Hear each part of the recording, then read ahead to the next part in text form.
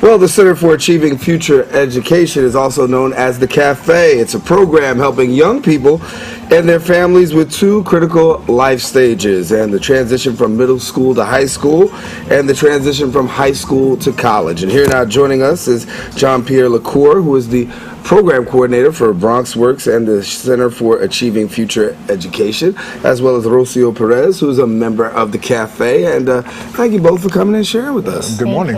So the CAFE really gives young people an opportunity to advance themselves and really prepare them for a transition. So Jean-Pierre, give us a little bit more about this here. The Center for Achieving Future Education, CAFE, what we want to do is give our students all the opportunities to have good counseling. As they start to prepare for either high school or college, we want to make sure that we're transitioning them to the right places, that they're looking for the right fit for themselves.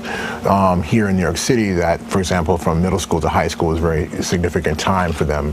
So getting counseling on the schools that are out there, what's happening with the New York City school districts, with the changes of schools, sometimes closings of schools, that we want to make sure that students understand and the parents understand that the type of schools that are going to meet the child's needs. From the high school to college transition, we do everything from application process, financial aid, scholarship assistance, and also enrichment development, so that students can have a broader understanding of college once they are actually going off to college, so that when they get to those schools that they're selecting, or the school that they do choose to select, there is a relationship of understanding what their necessities are when they get there, how to function and prosper when they're there. And so Rocio's a member of the CAFE, and so how have you benefited or been helped by this CAFE?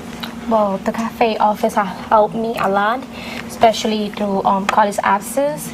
It helped me with my college access, helped me with Common App, because we go to Fordham University, right? Saturdays, 3 times we went, every week, Saturdays. And college students who have been through all of this, just like me, helped me with my Common App, helped me with the college essay. They explained to me how college classes are going to be, what are the things that I'm going to need for college, and it's really been helpful for me because now I'm a senior in CSSJ, and because they prepared me for that process, now I know what to do and I can help my peers. And student-to-student mentorship, peer helping has to be very key because it helps them, I guess, naturally acclimate to the process. It's really important. I think when we have students who work with students, I think that the relationship is a little bit understanding. I think any child that has a person in front of them that is very close to their age and they're explaining these circumstances to them, they basically can work a lot more effectively. I think as adults, sometimes a little bit of translation gets lost, and I think the big part of that is, like, such as Rocio and other students of ours come back and are members of the office to kind of say, look, this is what I've gone through, and I can kind of walk you through the kind of steps that I've kind of either got to where I either hit a wall and I need help with, but now they're getting it from a student. And then the relationship that we have in mentorship at Fordham University, which is a community partner, their college students help us as well, because now students who are high school students now see college students as mentors, and so that they can reach out to them and network with them. Were you a little worried about the college process going in? Not as much, because I had the help that I needed, and they also prepped me for that, all the things that I'm going to need. But it was kind of difficult because I had to deal with the Common App and CUNY application and SUNY and private colleges application. But because of that college access, and because I have my mentors that I can communicate anytime I need, they have helped me through that process, and it hasn't been as hard. That's good. That's good. Give us a little bit more. There's a couple other programs we want to talk about. Sure. Talk to me about the History Makers program. The Fordham University History Makers program is a partnership with BronxWorks and Fordham, funded through the Teagle Foundation. It's been around for going on 9 years now. The program specifically works with the African American History Department at Fordham University, and it deals with an educational system of learning history of the Bronx and also New York City, primarily on the diaspora of African American influences in the community. So the students actually are able to then sit with professors, PhD professors and mentors during a 5-week session during the summer, where it's an intensive program where they'll kind of be infused into learning all this information through oral history. So we've had going on 9 cycles of this. We've had over about 160 students have gone through this program, and it's one of our premier mentorship program and development program. Every year we seek some of the strongest students looking to kind of get that experience on a college campus, and it also prepares them for like learning how to do college research and how to work with the university and understand how to do that when they go off to college. And so that transition is very important. And so do you feel comfortable now that you're in the process of making this transition? Do you feel more comfortable now than before?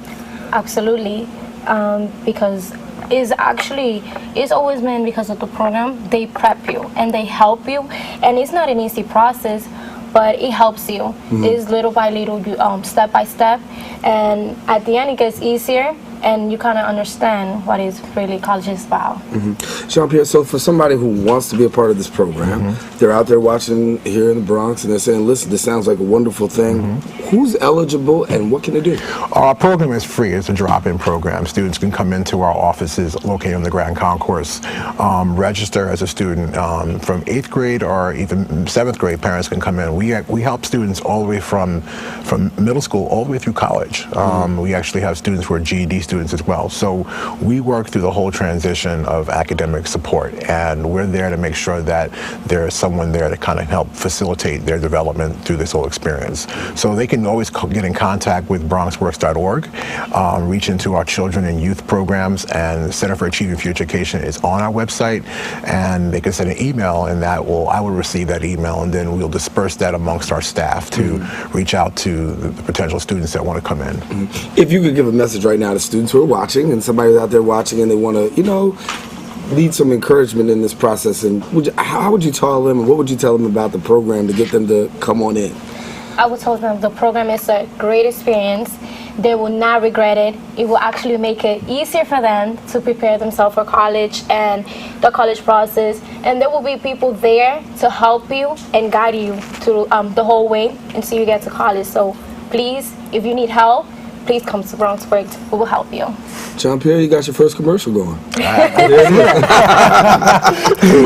Definitely promoting the program. That's it. Well, thank you so much for coming. Thank you. Congratulations and best wishes on the transition. Thank you. All righty, Jean Pierre, thanks a lot. Thank you. Thank you. All righty, well, guess what, ladies and gentlemen, we do have to take a quick break, but when we return, we're going to take a look at some of the effects of Hurricane Sandy 1 year later.